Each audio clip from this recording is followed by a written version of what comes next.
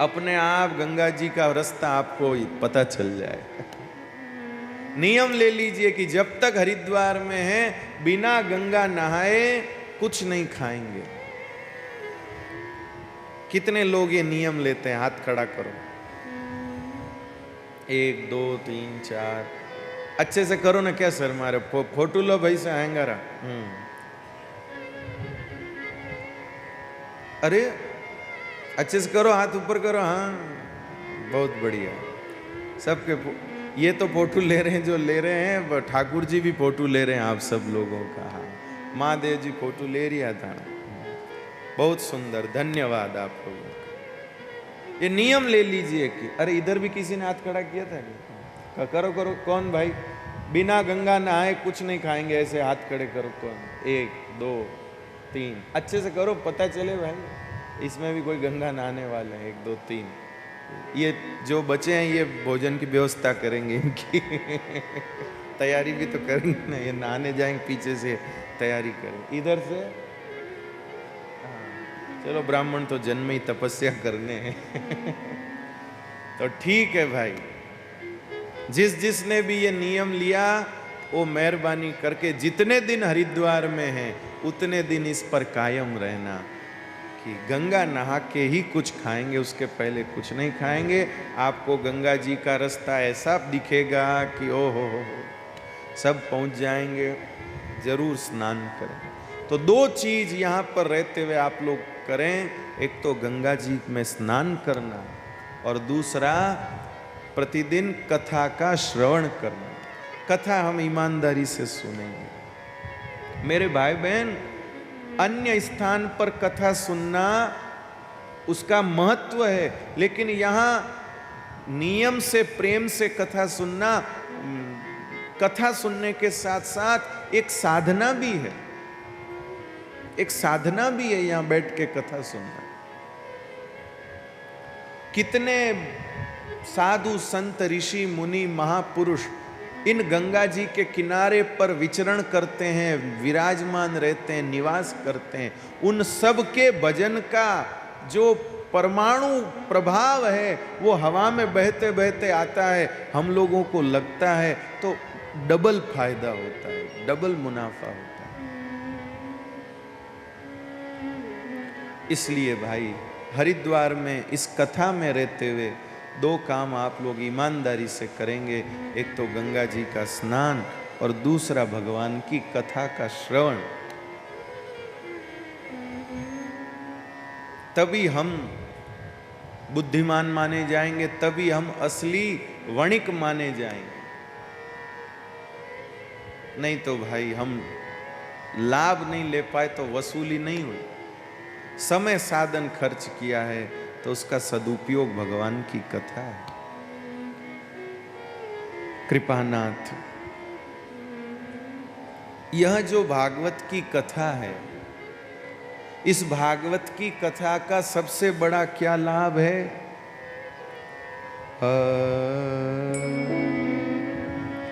मध्यात्मदीपमतिते अध्यात्मदीपमतिते तिर्षतां तमोन्दम्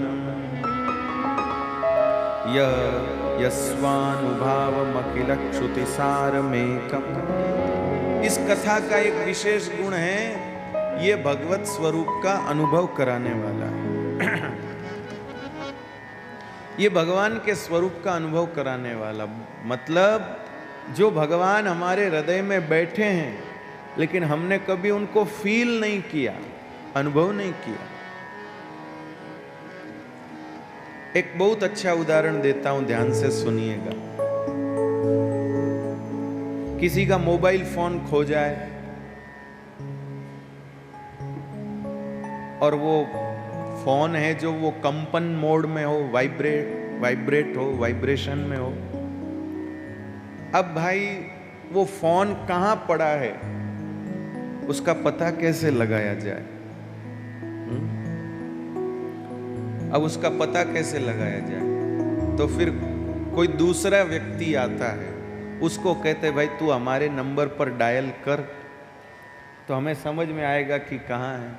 तो वो जब डायल करता है तो वो फोन कंपन करना शुरू कर देता है, और जैसे ही कंपन करता तो हमको पता, अरे ये तो हमारे तकिए के नीचे ही है।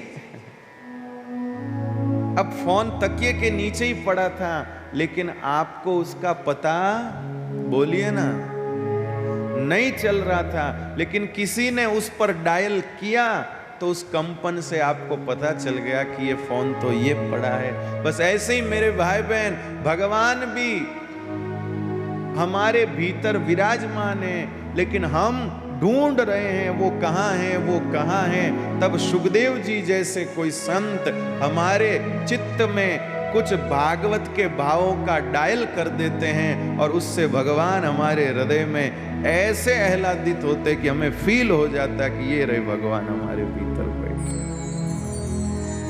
जैसे उस खोए हुए फोन का पता दूसरे के डायल करने पर और उस कंपन से हमें होता है, ऐसे ही भागवत कथा सुन करके और हमारे चित्त में कंपन होता है। और कहाँ कंपन होता है? जहाँ भगवान है वहां कंपन होता है। जहाँ भगवान है वहां कंपन होगा। कंपन बोले तो ऐसा नहीं कि ऐसे आप फोन की तरह कांपने लगेंगे। कंपन का अभिप्राय है उस स्थान पर आपको एक आह्लाद होगा।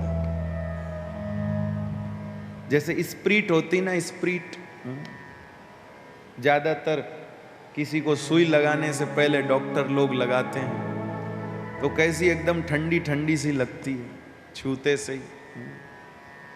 बस ऐसे ही एक अलग सा एहसास आपको होगा मेरे भाई बहन, एक अलग सा एहसास आपको होगा इस कथा को सुनने से। और वो एहसास और कुछ नहीं, उस एहसास का नाम ही भगवत स्वरूप की अनुभूति है। उस एहसास का नाम ही भगवत स्वरूप की अनुभूति है। पर चित्त चंचल रहता है, ध्यान इधर उधर भटकता रहता है, तो वो अनुभूति को हम पकड़ नहीं पाते। बाकी होती है अनुभूति, लेकिन हम पकड़ नहीं पाते। एक कमरा था, कमरा कैसा बना हुआ था? गोल, एक गोल कमरा बना हुआ था। उस कमरे में बाहर निकलने का एक ही दरवाजा था। एक अंधा व्यक्ति उस कमरे में फंस गया, तो उसके मित्र ने जाते जाते कहा, दीवार पकड़ के बाहर निकल के आ जाना, दरवाजा खुला है। तो वो अंधा व्यक्ति चला। अब वो दीवार पर हाथ रखे रखे ऐसे ऐसे ऐसे ऐसे चल रहा है। उसको पता कि दरवाजा आएगा वहां मुझे पता चल जाएगा, मैं बाहर निकल जाऊंगा। अब वो चला जा रहा है, अचानक दरवाजा आया, उसके पहले उसको खुजली आई। खुजली आई तो वो खुजली करते करते थोड़ा आगे बढ़ गया, फिर हाथ लगाया तो दीवार हाथ में आ गई, फिर वो घूमने लगा। फिर दरवाजा आया कि उसको धोती ठीक करने लगा, तो फिर थोड़ा आगे बढ़ गया, फिर हाथ लगाए तो दीवार। वो कहने लगा कि कमरा बहुत बड़ा है भाई, कमरा है कि हॉल है, अभी तक दरवाजा नहीं आया। लेकिन बताइए, क्या वास्तव में इतना बड़ा है? क्या वास्तव में दरवाजा इतना दुर्लभ है? क्या दुर्लभ नहीं है। जब रास्ता आता है तब प्रमाद हो जाता है। ऐसे ही भगवान जब जीवन में अपना अनुभव जताने को आते हैं, तब हम प्रमाद कर बैठते हैं। मेरे भाई बहन, आप लोग बुरा मत मानना, मेरी बात को अन्यथा मत लेना। ऐसा मत सोचना कि मैं कुछ आप लोगों के प्रति कुछ वो कह रहा हूं। मैं एक सहज आपको बात बता रहा हूं। हम लोग कई बार कथा में यह सोचकर बैठते हैं कि कथा में मन नहीं लगा तो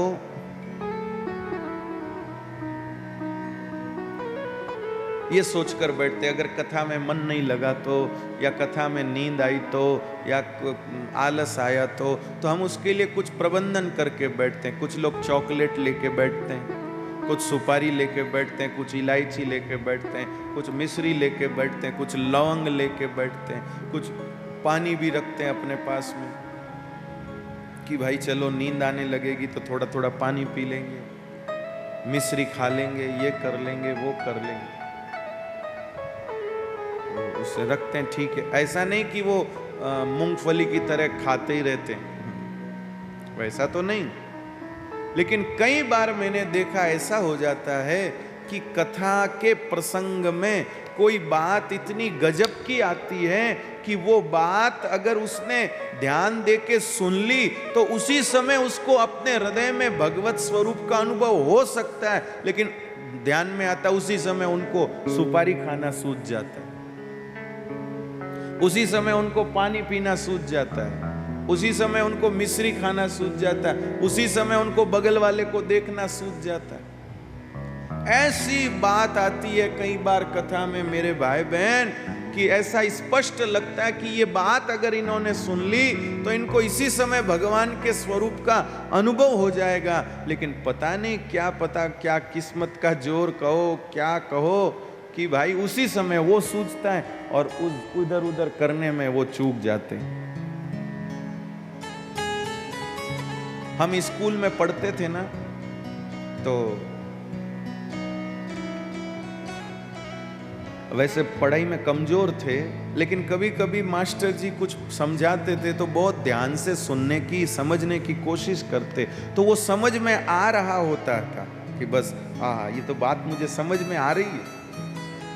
ध्यान लगाने से पढ़ाई भी उतरती हो ऐसी नहीं कि नहीं होती, बस आदमी नहीं ध्यान दे अलग बात है, विद्यार्थी। तो वो समझ में आ रहा होता था। इतने में पास में बैठा हुआ दोस्त कहता अरे कल छुट्टी है क्या। अब इतना क्रोध आता था कि उसके इतना सा पूछने से वो इतनी देर जो मैं चीज को अपने भीतर ले रहा था उसका लिंक टूट गया और वो पूरा सूत्र मेरे हाथ से फिसल गया। अब वो कहता ऐसे देख क्या रहा, कल छुट्टी है क्या, मैं पूछ रहा हूं तेरे को मालूम है क्या। अब क्या करें उसको, मन तो करे चांटा लगा दे कि वैसे ही पढ़ते नहीं, ये थोड़ी सी बात समझ में आ रही थी तूने बीच में वो कर दिया। बस मेरे भाई बहन ऐसी ही चूक कभी हो जाती है हम लोगों से। कथा में कभी कभी ऐसी गजब की बात आती है कि वो बात अगर हम ध्यान से सुन लें तो उसी समय भगवान की हृदय में होने की अनुभूति हमको हो जाए। अनेक लोगों को हुई है, अनेक लोगों को इस प्रकार का अनुभव हुआ है, तभी तो वो लोग प्रेमी हुए हैं। माफ करना, कई कई लोग 10-10 बार 50-50 बार कथा सुन के भी प्रेमी नहीं हो पाए और कुछ कुछ लोग एक कथा में ही दीवाने हुए घूम रहे। तो भैया यस्वानुभावमखिल श्रुति सारमेकम, भगवान की ये जो कथा है ये भगवत स्वरूप का अनुभव कराने वाली है, वेदों का सार है। आपको वेद पढ़ने को दे दिए जाए, आपको लगता है कि आप पढ़ लेंगे? सुंदरकांड ही पढ़ ले तो बहुत है। वेद कब पढ़ेंगे जहां लाखों लाखों श्लोक हैं, कैसे पढ़ेंगे? लेकिन भगवान कितने दयालु हैं, ठाकुर जी कितने दयालु हैं। वेदों को फल बना दिया और वेदों का फल बना के उसका रस निकाल दिया और रस निकाल के हमको परोस दिया। अब पीने वाले की कमी है, बाकी तो वेद रूपी फल जो हैं उसका रस निकाल के जो रस बना, उस रस का नाम ही श्रीमद् भागवत कथा है। वेदों का सार भागवत के रूप में है मेरे भाई बहन। आप लोग सब सोचते हैं पंडित लोगों को ज्ञान है, पंडित लोगों को ज्ञान है। अरे आप भागवत ध्यान से सुनो, आपको पंडित जी से ज्यादा ज्ञान हो जाएगा।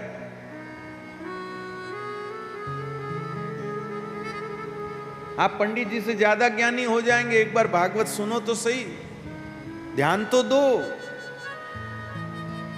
ध्यान नहीं देने से हम लोग घाटे में रह रहे हैं। सिर्फ एक दूसरे पे ध्यान है, एक दूसरे पे ध्यान। हम लोगों ने कुछ साल पहले जयपुर में कथा की थी। ये मेरे साथी लोग थे, तो यजमान में एक तरफ माता पिता बैठते थे और एक तरफ उनके बेटा बहू बैठते थे। 3 बेटे थे, तो वो बेटा बहू बैठते, तो हम देखते थे वो बेटा बहू आपस में उनकी चलती रहती थी। वो उसको देखे, वो उसको देखे, कभी वो बैठे बैठे नाराज हो जाते और वो भाई बैठे बैठे उसको मनाता भी। अब मैं कथा सुनते सुनते मेरे डबल फिल्म चलती, एक तरफ कथा में भी ध्यान देना, उधर उनका भी नजारा देखना, क्या कर। अब मैं ये नहीं समझ पाता कि ये दोनों कथा सुनते सुनते कब लड़ लेते हैं, कब ये कथा सुनते सुनते लड़ भी लेते हैं, वो भाई कथा सुनते सुनते उसको मना भी लेता है, दोनों का वापिस प्रेम भी हो जाता, समझता ही नहीं मेरे को एक चल क्या। अब भाई उन्होंने भले ये अपना सुख पाया होगा, लेकिन कथा के सुख से तो वंचित रह गए। और ये रूठना मनाना तो जिंदगी भर करना है, ऐसा तो है नहीं कि आज मनाया तो अब कभी रूठने वाले नहीं, और आज रूठ गए तो कभी मनने वाले नहीं। तो रूठना मनना तो मारवाड़ी में हमारे कहावत है कि जीवना जीते हीवना है। जब तक जीवन चल रहा है तब तक चलना। कई बुढ़ापा में राजी, बुढ़ापा में ही कई नाराज भेजा। ऐसा नहीं कि ये स्थिति सिर्फ विवाह की 25वीं वर्षगांठ तक ही चलती है। लोग बुढ़ापा में ही डोकरी नाराज हुए कि कोनी आलू में तो हरिद्वार थाने आते, उसमें भी नाराजगी हो जाती है। ये तो हमेशा ही चलता रहने वाला है, लेकिन उसके पीछे ये लाभ छोड़ देंगे तो बहुत भारी घाटा। ये वेदों का सार है मेरे भाई बहन, वेदों का सार है, समझना जरूरी है। वेदों का सार है। जो लोग चाहते हैं कि हमारे चित्त में अज्ञान न रहे, मेरे भाई बहन, पढ़ाई में भले ही आप कमजोर रहे, भले ही आपने पुस्तकीय ज्ञान नहीं पाया, लेकिन अगर इस ज्ञान को हृदय में उतार लिया ना, देखो पुस्तकों का ज्ञान बिना क ख ग पढ़े, ABCD पढ़े नहीं हो सकता। लेकिन यह जो ज्ञान है सिर्फ प्रेम करने से हो जाएगा। हम स्कूल में जाके कहें बहन जी हम पढ़ेंगे नहीं, बस हम पढ़ाई से प्रेम करेंगे, तो ज्ञान नहीं होगा, विद्या नहीं आएगी। उसके लिए आपको ABCD का ज्ञान तो लेना ही पड़ेगा, बारखड़ी का ज्ञान तो लेना ही पड़ेगा, स्वर व्यंजन का ज्ञान तो लेना ही पड़ेगा, उसके बिना तो कुछ नहीं हो सकता। लेकिन ये जो ज्ञान है, ये कोई अनपढ़ भी हो लेकिन श्रद्धा हो, प्रेम हो, भाव हो, तो वो एक पढ़े लिखे से भी बढ़कर ज्ञानी हो जाता है। पढ़े लिखे से भी बढ़कर ज्ञानी हो जाता है। करुणा निधान, अध्यात्म के जो तत्व हैं, उन अध्यात्म के तत्वों को प्रकाशित करने वाला ये श्रीमद् भागवत अत्यंत दिव्य दीपक है। कृपानाथ, हम जैसे लोगों पर करुणा करके ही शुकदेव जी ने इसका वर्णन किया है। इसलिए मैं उन श्री शुकदेव जी महाराज की शरण ग्रहण करता हूँ। स्वसुख निवृत चेतास्तदव्युदस्तान्य भावो, स्वसुख निवृत चेतास्तदव्युदस्तान्य भावो, व्यजित रुचिर लीला कृष्ट सारस्तदीयम्, व्यतनुत कृपया यस्तत्त्वदीपं पुराणं तमखिल व्रजिघ्नं व्याससूनुं नतोस्मि। शुकदेव जी आत्मानंद में डूबे हुए थे। ध्यान से सुनना, शुकदेव जी आत्मानंद में डूबे हुए थे और उनकी भेद दृष्टि हमेशा के लिए छूट चुकी थी।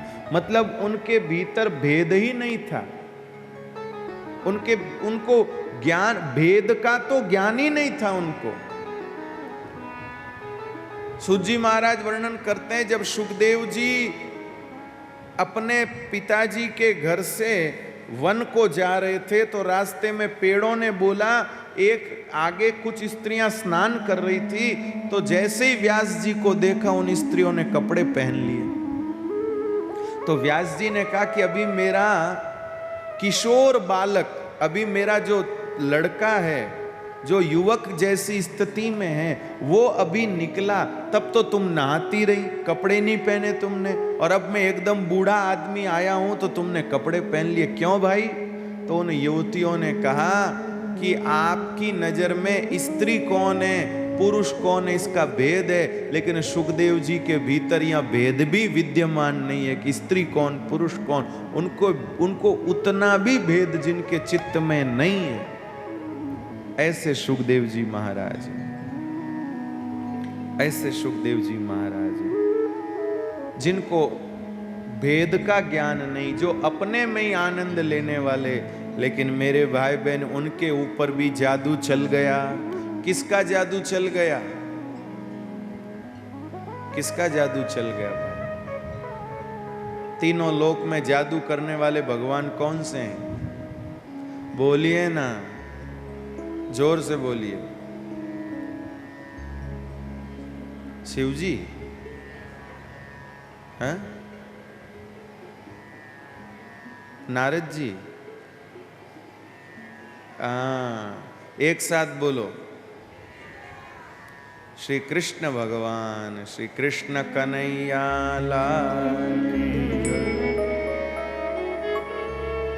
भगवान की लीलाओं का जादू सुखदेव जी पर ऐसा चला कि बैठे तो गुफा में थे सब कुछ छोड़ छाड़ के, लेकिन भगवान के उस भाव ने उनको दीवाना कर दिया। एक कन्हैया तेरी मुरली ने, ओ गोपाल तेरी मुरली ने, ओ दीवाना कर दिया, ओ मस्ताना कर दिया।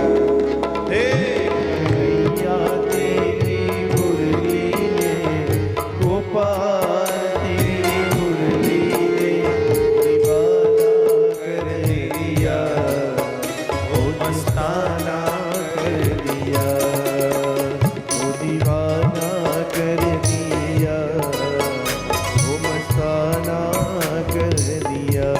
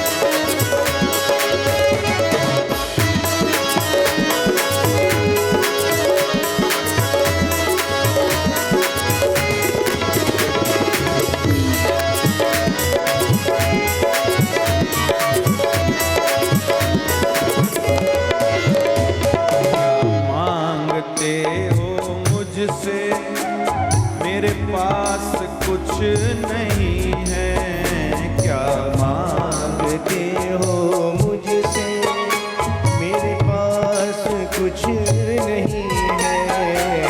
क्या मांगते हो मुझसे, मेरे पास कुछ नहीं है। क्या मांगते हो मुझसे, मेरे पास कुछ नहीं है। एक दिल था वो भी आपको, दिल था वो भी आपको, नजराना कर दिया, नजराना कर दिया। एक दिल था वो भी आपको, एक दिल था वो भी आपको, नजराना कर दिया, वो नजराना कर दिया। तेरी मुरली ने वो पास, तेरी मुरली ने दीवाना कर दिया, वो मस्ताना कर दिया।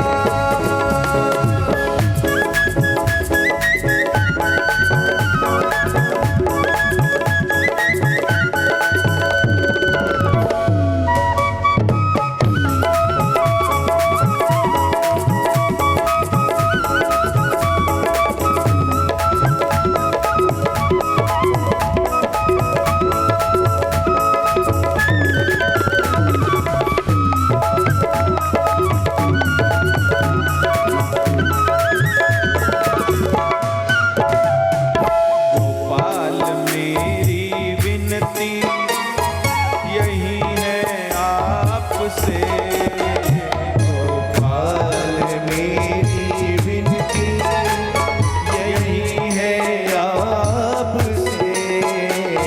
गोपाल मेरी विनती यही है आपसे। गोपाल मेरी विनती यही है आपसे। गाना के बिना नहीं रहना है, बिना नहीं रहना है, इरादा कर लिया, वो इरादा कर दिया। कन्हैया मेरी मुरली ने, गोपाल तेरी मुरली ने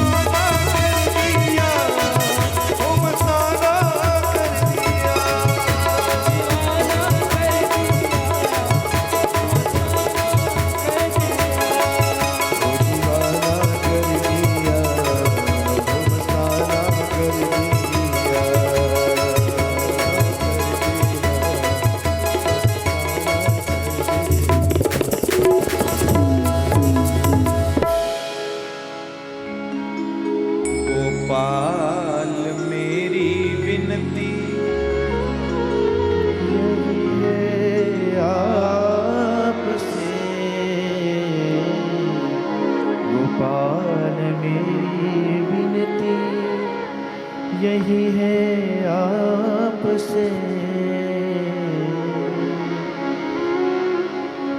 गिरधारी तेरे चरणों का, गिरधारी तेरे चरणों का सहारा ले लिया, वो सहारा ले लिया।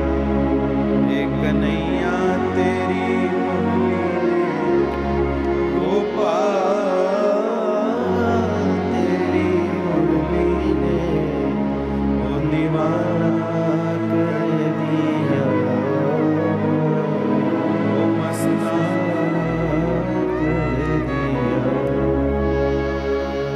कृपानाथ, ध्यान दीजिएगा। कृपानाथ, ध्यान दीजिएगा। भगवान के गुण, भगवान का स्वभाव, भगवान का स्वरूप, भगवान की लीलाएं किसी को फिल्म की तरह दिखाने की आवश्यकता नहीं है, सिर्फ सुना दीजिए, उसी में वो दीवाना हो जाता है। आप लोग तो भगवान के भक्त हैं, लेकिन बहुत से लोग किसी अभिनेता के दीवाने होते हैं, किसी अभिनेता के दीवाने होते हैं, कोई अभिनेत्री के भी होते हैं, कोई क्रिकेटर के होते हैं। तो वो कब होते हैं? जब उनकी फिल्म देखते हैं, उनको देखते हैं, तब जाके उनके मन में उनके लिए एक आकर्षण होता है। लेकिन बताइए, फिल्म के अभिनेता की तरह कभी हमने भगवान को देखा? फिल्म के अभिनेताओं की तरह क्या हमने कभी उनकी खबरें अखबारों में, मैगजीन में, टीवी पर, किसी शो में सुनी, देखी? बोलिए ना। जितना जो कुछ भी जाना वो सिर्फ कथा में सुन के जाना, और सिर्फ कथा में सुन सुन के उनसे प्रेम हो गया।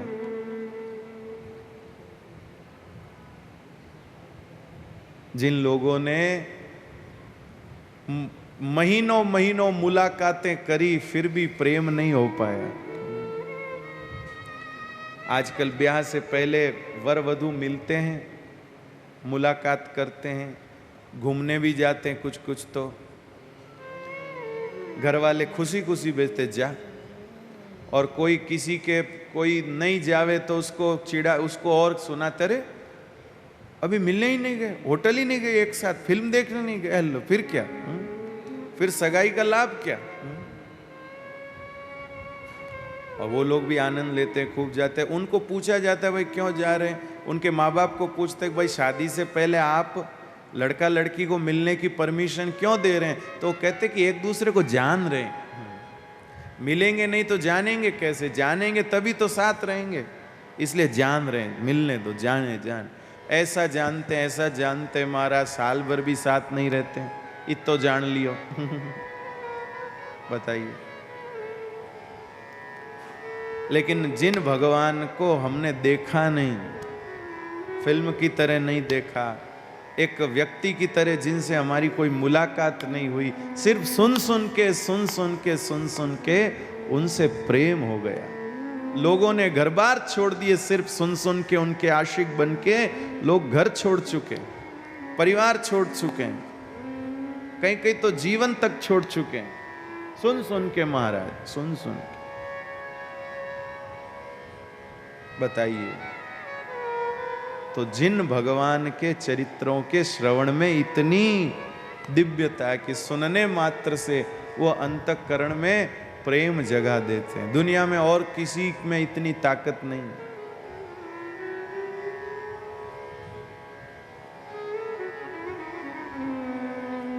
और किसी में इतनी ताकत है।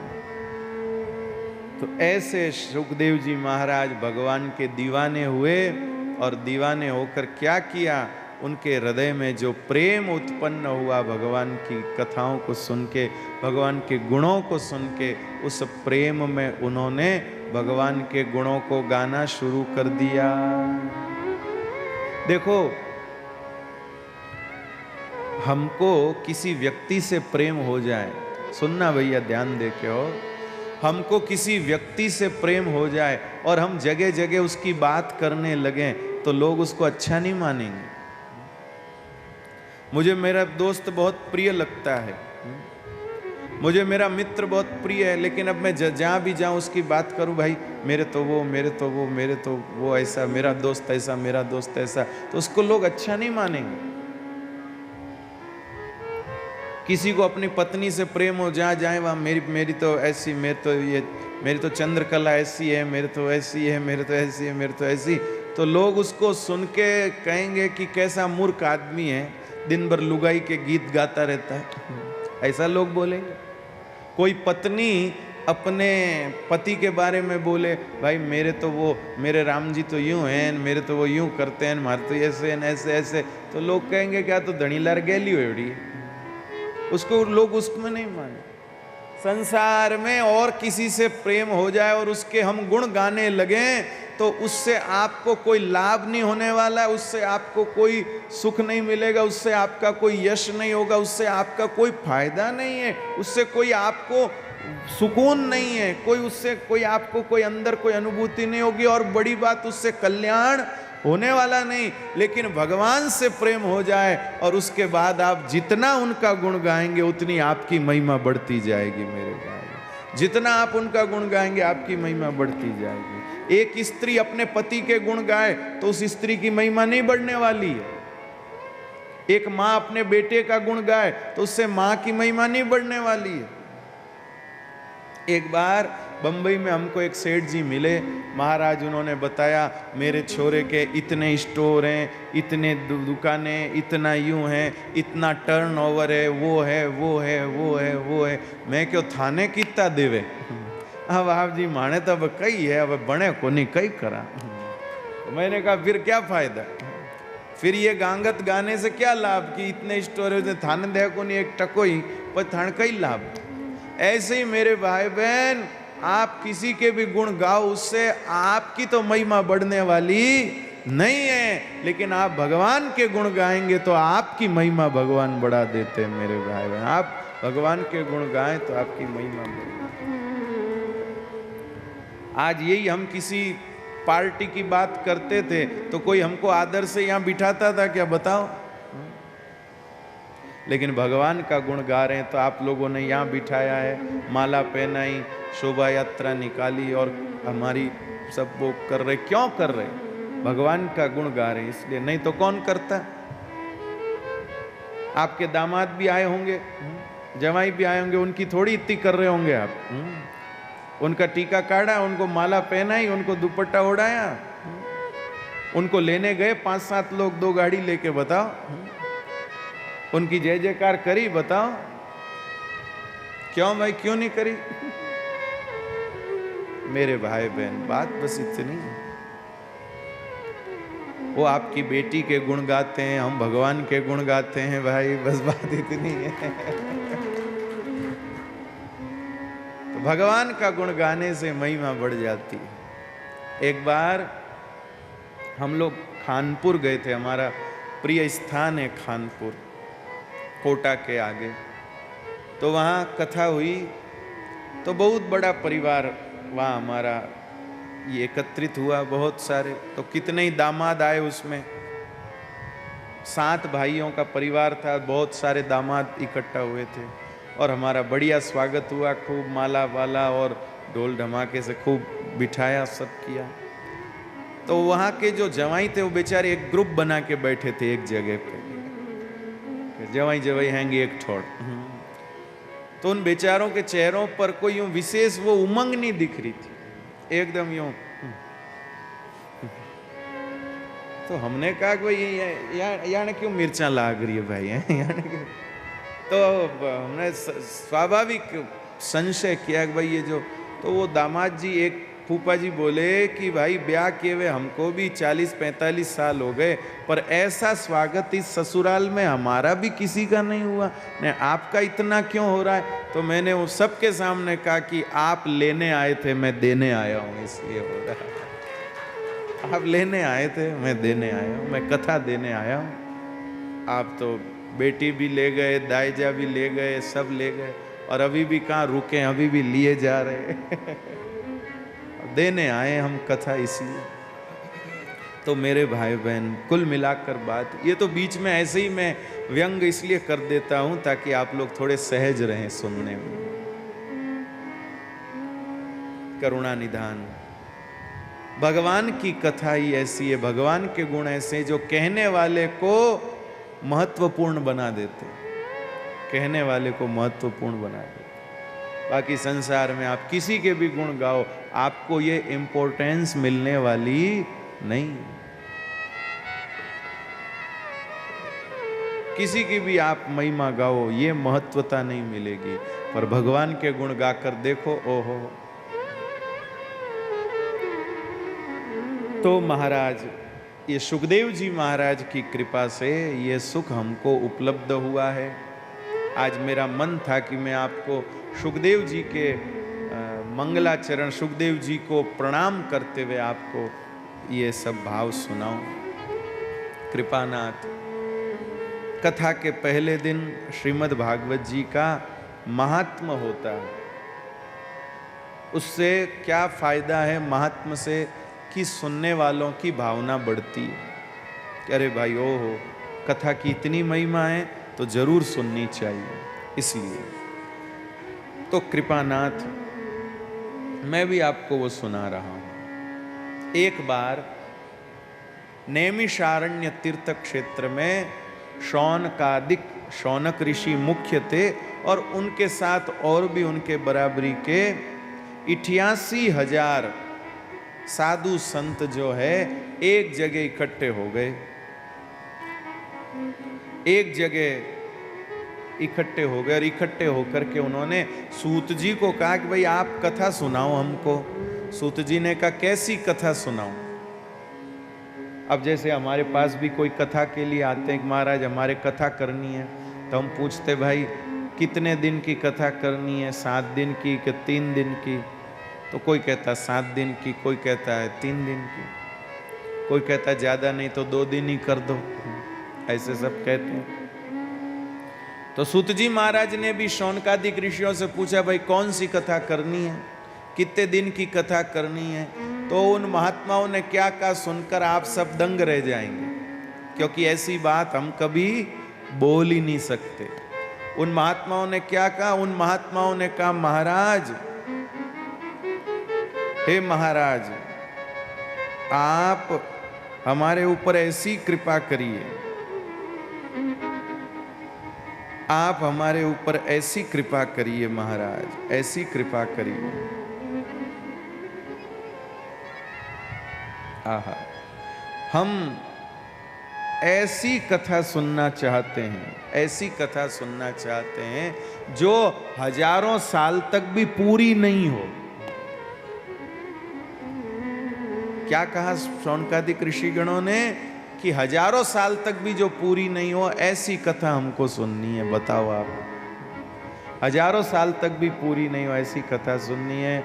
और हम लोगों को तो महाराज 7 दिन के बाद एकदम यूं, अगर थोड़ा ज्यादा हो तो बड़ी वो हो जाए कि अरे एकदम अब कैसे करना। ये तो 7 दिन में पूरी हो जाती है। नहीं तो सोचो कोई महाराज कहते भाई नहीं 7 दिन में हो ही नहीं है, 2 दिन और लेंगे, तो देखो सारे मेहमान हिल जाएंगे, सभी हिल जाएंगे, मेहमान छोड़ो सब हिल जाएंगे। अरे 2 दिन और, अरे टिकट बनी ओढ़ा, कोई कहेगा हमारे ये काम, कोई कहे वो काम, वो काम, वो काम। इसलिए कथा तो मेरे भाई बहन कभी ऐसी सुनी जाए, महाराज को कह लो महाराज आपकी जितनी सुनाने की क्षमता उतनी सुनाओ, चलो 7 दिन सुनाओ, महीना सुनाओ, 4 महीना सुनाओ, साल भर सुनाओ, आपका मन हो जब रुकना, हम बैठे सुनेंगे, लो बोलो। पर ये कलयुग में दुर्लभ है, कलयुग में ये भी दुर्लभ है, ऐसे सुनाने वाले महाराज भी दुर्लभ है। कृपानाथ। पर शौनकादिक ऋषिगणों ने तो कहा कि हजारों साल तक जो चले वो कथा सुनाओ आप। ऐसा नहीं कि 7, 8, 10 दिन में पूरी हो जाए, हजारों साल तक चले ऐसी कथा हमको सुनाओ। वाह। महाराज सूत जी ने कहा उस कथा से आपको मिलेगा क्या? बोले हमको कृष्ण चाहिए और कुछ नहीं चाहिए। कृष्ण प्राप्ति करम शश्वत साधनम तद्वदाधुना।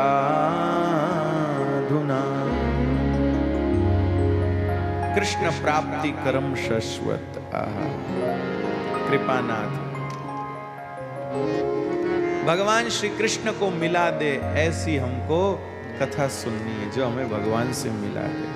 तब महाराज श्री सूत जी महाराज कहते हैं तो ऐसी कथा जो श्री कृष्ण से मिला दे वो तो श्रीमद् भागवत की कथा है। अब देखो भाई, सूत जी ने तो हजारों साल तक भागवत सुनाई। अब जो हजारों साल तक जो कथा चली वो कथा 7 दिन में कहना कितना बड़ा काम है, जरा सोचो आप। करुणा निधान। सूत जी ने कहा एक ही चीज काम की है, ऐसे में तो भागवत की कथा, तो महाराज हमको ये कथा सुनाइए। तो सूत जी महाराज कहते सुनिए। एक बार श्री नारद जी महाराज भ्रमण करते करते उनके मन में आई कि कहीं जाके तसल्ली से बैठ जाएं। मेरे भाई बहन, मेरी आप लोगों से एक और विनती है। 2 विनती तो मैंने कर दी पहले, एक तो रोज गंगा नहाने की और एक रोज कथा सुनने की। एक और प्रार्थना है, आपको फुर्सत हो तो किसी गंगा जी के एकांत तट पर जाकर बैठें और 10 मिनट 15 मिनट सब कुछ भूल के सिर्फ गंगा जी को देखें। गंगा जी के किसी एकांत तट पर जाइए, भीड़ भाड़ में नहीं, या ऐसे समय में जाइए जब भीड़ ना हो, और जाकर के सब कुछ भूल के, ये भी भूल जाइए कि आपका नाम क्या है, ये भी भूल जाइए कि आप यहां क्यों आए हैं। बस सब कुछ भूल के सिर्फ 10-15 मिनट के लिए आप गंगा जी को देखिए, सिर्फ गंगा जी को निहारिए। बस उनकी लहरों की आवाज आ रही हो तो उसको सुनने की कोशिश करिए। मेरे भाई बहन, गंगा जी के किनारे असली लाभ कमा के जाओ आप। बस ऐसे ही जैसे घर में रहते हैं वैसे ही यहाँ आए और बस हताया करी वाह, उन्हीं बातें उन्हें करो, उन्हीं बातें उन्हें करो, उन्हें बेटी रखी हो, उन्हें बींद रखी हो, उन्हें पावना रखी हो, उस दुकान में क्या हुआ, उसके व्यापार में क्या हुआ, यही गप्पे मारो और वही लड्डू पेड़ा पूड़ी पकौड़ी हलवा खाओ और बस सो जाओ। तो फिर हरिद्वार क्या करने को आए बताओ? इतना ही सब करके मेरे भाई बहन अपने भाग को लजाना मत। हरिद्वार में आकर के भी सिर्फ इतना ही काम किया तो आपने अपने भाग्य को लज्जित कर दिया। एक पिताजी अपने पुत्र को अपनी मेहनत से कमाई हुई रुपयों में से 1000 रुपया देख, जा बेटा इससे बाजार से किराने का सामान ले आ, सब्जियां ले आ, तेरी माँ को महीने भर तक उससे काम चलाना है। और वो लड़का जाए और मुंह लटका के लौट के आए। पिताजी पूछे क्या हुआ? बोले वो रुपए तो जो है मैंने जेब में से निकाले, तो वो जेब में से निकाले तो जोर से हवा आई तो हवा में उड़ गए, नाली में गिर गए, गंदे हो गए, खराब हो गए। तब बताओ उस बाप को कितना दुख होगा और वो कितना लज्जित होगा कि किस मूर्ख लड़के को मैंने रुपए दे के भेजे।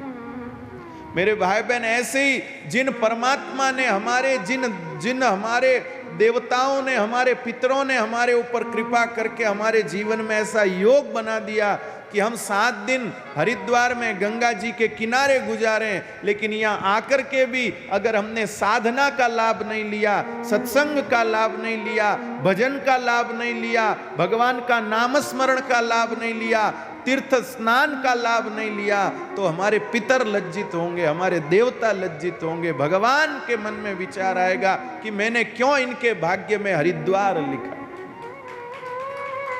मैंने क्यों इनके भाग्य में हरिद्वार लिखा, ये बंबई में ही रहते तो अच्छा था।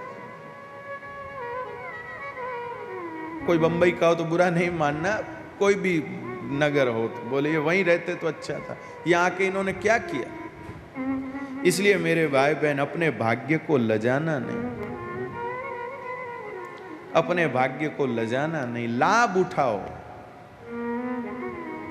मेरे भाई बहन, किसी जमाने में आदमी मरने से पहले एक बार गंगा स्नान की सपना देखता था, एक बार गंगा नहा लूं, बस एक बार गंगा नहा लूं। आदमी सपने देखते थे जिंदगी में एक बार, और जब नहीं नहा पाते थे तो अपने बेटों को कहते थे, बेटा मारे गंगा जी जरूर घालजे हो, मारा फूल गंगा जी जरूर घालजे, तू महाराज रुपया ले तो ले, पण तू गंगा जी पुगाई जे।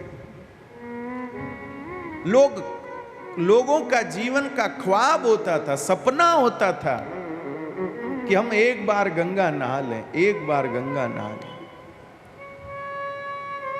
एक बार हम गंगा नहा लें, बस एक बार हम गंगा नहा लें। कभी आपको ऐसे बुजुर्ग मिले हो तो आपको समझेगा। एक बार, बस एक बार गंगा नहा ले, एक बार गंगा नहा ले। और वो बुजुर्ग लोग इतनी श्रद्धा से डुबकी लगाते गंगा जी में, और डुबकी लगा के इतना आशीर्वाद बोलते हैं, भगवान न्याल वे गया, गंगा नहा लिया, ओ हो, इतने खुश होते। और हम लोग नल में नहाते और कहते नल में पानी तो वही आ रहा है नल में पानी तो वही आ रहा है। बताइए, नल में पानी वही आ रहा है तो वहीं पी लिया करो फिर। नहाते नहाते और टिबूक मारने पी लिया, गए पी थोड़ी तो फिर। मेरे भाई बहन, अपने भाग को लजाना मत, यहां आके साधना की कमाई करो। और जगह अपने ये सब चलते रहेंगे, खाना पीना मिलना जुलना बात ये सब और जगह चलता रहेगा। यहां तो साधना कमाओ, भजन कमाओ भाई, भजन कमाओ। और जगह की एक माला एक है, यहाँ की एक माला 10 है, इसलिए खूब करो भाई, खूब करो, विनती मानो, दया करो। यहाँ जब तक आप हो ज्यादा से ज्यादा भजन करो। घणो पंचायतिया में टाइम पास मत करजो, घंटो घंटो नास्तो, घंटो घंटो खावणो, बस थाली लेन बैठ गया 8-10 जना भेड़े, गप्पा मार बोकरो, एक दूजा ने छेड़ बोकरो, खा बोकरो, ऐटो छोड़ बोकरो, एड़ो ऊंधो धंधो अटे मत करजो। अन्य क्षेत्रे कृतम पापम तीर्थ क्षेत्रे विनश्यति, और तीर्थ क्षेत्रे कृतम पापम वज्रलेप। और जगह कोई पाप करता है ना, उसको उस पाप को नष्ट करने के लिए तीर्थ में आया जाता है, लेकिन जो तीर्थ में पाप करते हैं तो वो वज्रलेप हो जाता है, कभी खत्म नहीं हो सकता। इसलिए अटे मटर का नहीं करना है अपने, पहले कह दूं मैं। इसके लिए और थोड़ा आगे जाना, मसूरी वहां जाके करना, देहरादून जाके करना, लेकिन हरिद्वार की सीमा में तो भजन कमाना है, साधना कमानी है, सत्संग कमाना, स्मरण कमाना। जिसने कभी माला नहीं फेरी हो, मेहरबानी करके वो भी माला खरीदो और यहां जपो। कब आएगा ऐसा अवसर भाई? कोई सोच रहे होंगे, लोग हंसी उड़ाएंगे, कहेंगे लो भाई झेली है माला, घना महाराजरी बाता में आया है। इससे मत विचलित हो, इससे मत विचलित हो। लोगों का बोलना तो सदा चलता रहेगा, लेकिन ये घड़ियां फिर नहीं आएंगी, ये मौका फिर नहीं आएगा, ये अवसर बार बार नहीं आएगा।